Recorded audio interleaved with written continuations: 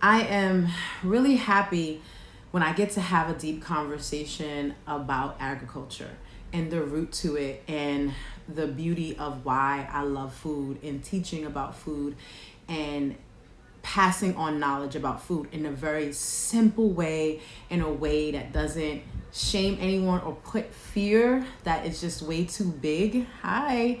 For you, it's too big for your community. We'll never be able to break the cycle. I try to take that mindset out of youth so that our next generation can see the simplicities of growing, the simplicities of eating well, informing access through policies, procedures, laws, but through agendas sent up to Albany, seeing how simple it is, even though we know it's not a 1, 2, 3 thing. But if we put simplicity as just doing Common Core math, imagine in making it mandatory, like Common Core math, or passing state exams, making it mandatory that agriculture and growing and developing soil and cultivating the land in your community was imperative. You had to do it.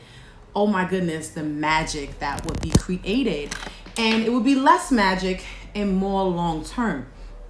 And the fruit of it is if we could start with slavery, right? And slavery doesn't have to just be like, oh, these people were stolen, they were taken, but more of thinking of a mindset of a very capitalistic, wealthy mindset of producing wealth in the masses. And then when you're producing a business and you want wealth to come from everyone that cultivates your business, creates your business, and you just want continuous longevity, you're going to pick the most valuable people, you're going to pick the most valuable systems, your strategies and plans are going to be set up around that. And they decided to transport humans from this land, right?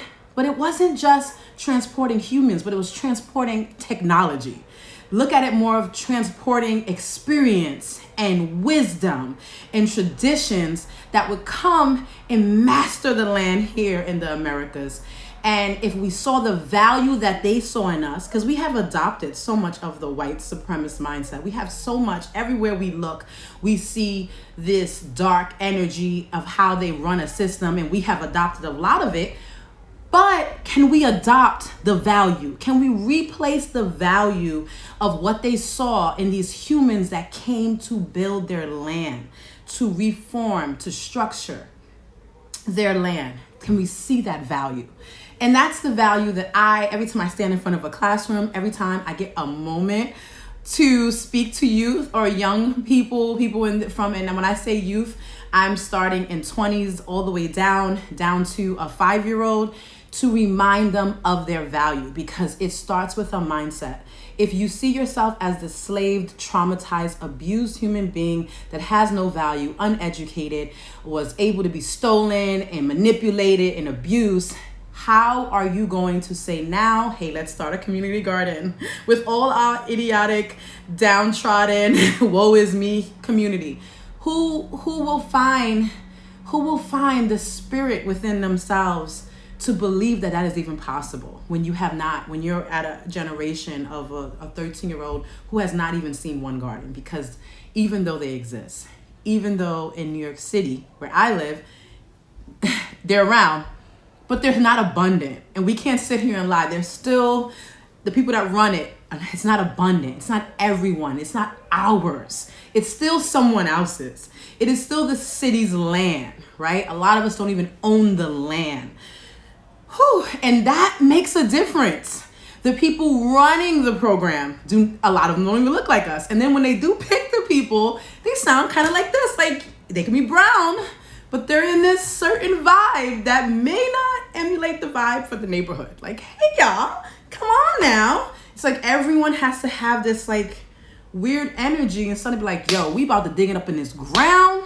Because that's what the neighborhood sounds like. And it's not insulting. That's just what they sound like. That doesn't mean they're bad or ignorant or dumb. That's their language. So if we went to Portugal, would we not speak Portuguese? If we had a plan, a major business plan, right? So you're telling me these people who went and conquered a land did not learn the language, did not understand their culture, weren't looking, spying, like true farmers do. They watch the birds, they watch the bees, they look at the mosquitoes, they see how they interact amongst each other, the butterflies.